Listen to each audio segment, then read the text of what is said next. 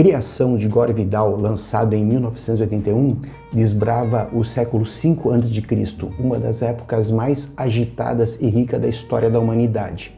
O livro é narrado em primeira pessoa pelo protagonista, o embaixador persa Ciro Spitama, que relata suas memórias para o sobrinho neto, o filósofo Demócrito. Então ele fala de suas expedições para a Grécia, a Índia e a China, onde tem contato com essas culturas e conhece pessoalmente figuras como Péricles, Sócrates, Buda, Lao Tse e Confúcio.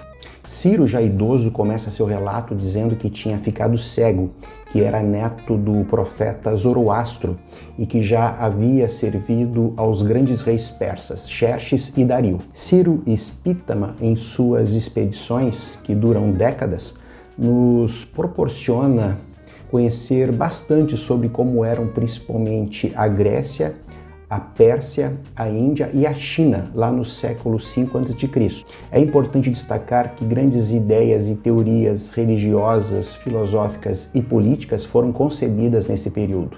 Embora seja uma obra ficcional, ela tem um bom embasamento histórico e nos dá um panorama cultural das regiões visitadas pelo protagonista. Ciro Spitama detalha as construções, os valores, a alimentação e a religião dessas regiões.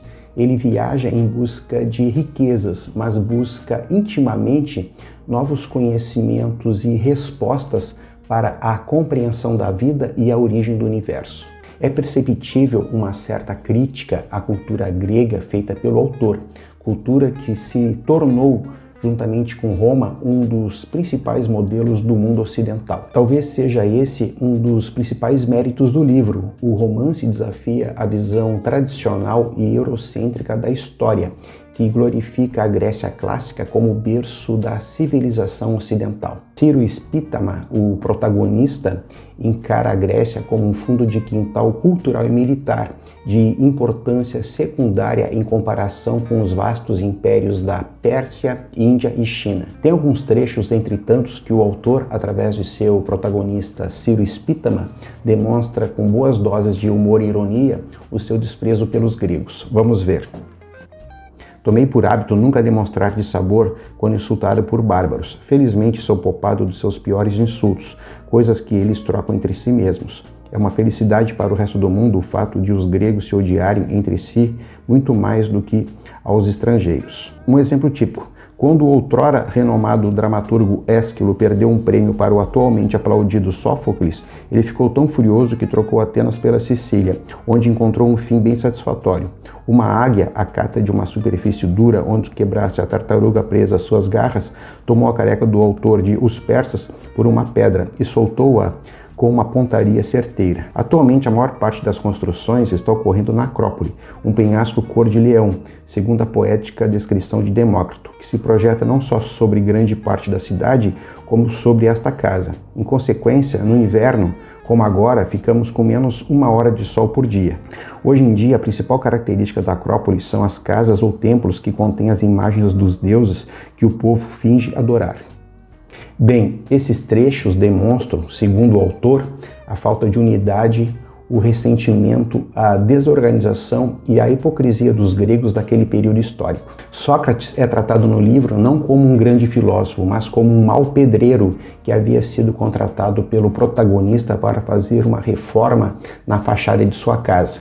Pitágoras é satirizado como um vegetariano que se recusa a comer carne, por receio de estar comendo um ancestral ou um amigo cuja alma tenha encarnado em um animal, e que também não comia feijão, porque como eles pareciam com fetos humanos, podiam conter a alma humana. Por outro lado, o livro parece valorizar a cultura oriental, que o protagonista Ciro Spitama conheceu através de missões diplomáticas feitas para a Índia e a China, que naquela época era conhecida como Katai.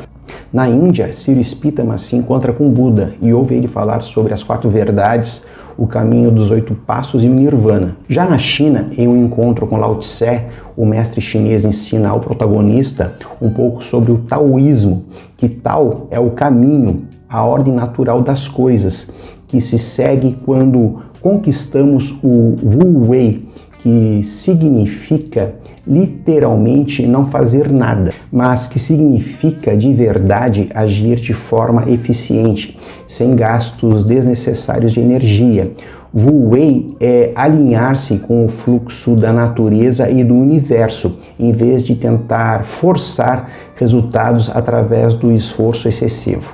Não é uma licença para não fazer nada, mas sim uma forma de direcionar o esforço de maneira mais eficaz, agindo quando é o momento certo e de forma natural. Quando nos esforçamos demais, segundo o taoísmo, ficamos tensos, e quando ficamos tensos, não damos o melhor de nós.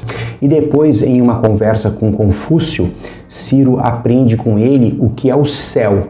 O céu para Confúcio é o certo, o correto, o comportamento adequado. Confúcio não divagava sobre o dia do julgamento ou sobre a vida após a morte e nem se interessava em saber com que objetivo o mundo havia sido criado. A vida presente é o princípio e o fim, e o que importa é a maneira pela qual a conduzimos. Para ele, o céu estava longe e o ser humano próximo. Ciro Spitama aprende que a filosofia de Confúcio concentrava-se na conduta moral e ética. O autor Gore Vidal utiliza o personagem Ciro Spitama como uma lente através da qual ele próprio examina a cosmologia de diversas culturas, mas as dúvidas em torno dos temas levantados ao longo da obra, como a origem do universo, o bem, o mal, a vida, a morte, a liberdade, a justiça, continuam a ecoar.